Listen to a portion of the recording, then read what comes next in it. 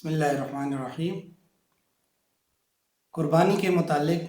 एक ज़रूरी मसला वो समाअत कर लें, वो है कसाई के मुतालिक कि अमूमन देखने में ये आया है कि कसाई के साथ कुछ गोश्त का तयन कर लिया जाता है, कुछ जानवर के किसी उज़्व का, मिसाल के तौर पे सर का या खाल का या पाए वगैरह का तयन पहले से कर लिया जाता है कि हम आपको इतनी उजरत देंगे और उसके साथ साथ ये चीज़ें आपको मुहैया की जाएंगी, ये चीज़ें भी आपको देंगे।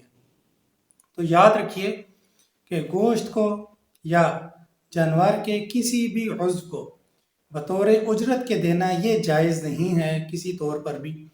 और सिर्फ कसाई को ही नहीं बल्कि किसी को भी आप बतौर उजरत के, अपने मुलाजिम को बतौर उजरत के, इमाम मस्जिद को, मुअज्जिन को बतौर उजरत के जानवर का कोई उज़्व देना ये जायज़ नहीं होगा। और यो उजरत तय की जाती है, जो जानवर ज़िबा करने की जो उजरत होती है सिर्फ उजरत ही दी जाए, और उस उजरत के अलावा जो है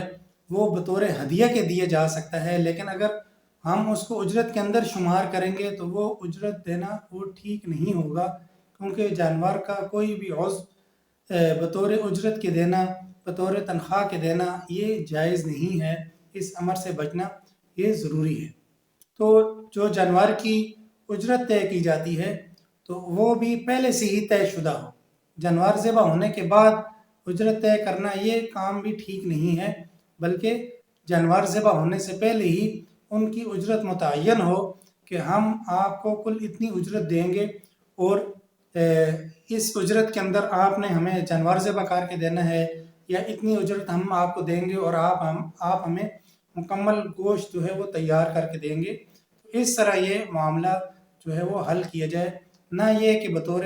उजरत के कुछ ना कुछ बीच में गोश्त दिया जाए या जानवर का कोई भी उज़्व दिया जाए। तो इस तरह करना ये ठीक नहीं है, इससे बचना ज़रूरी है।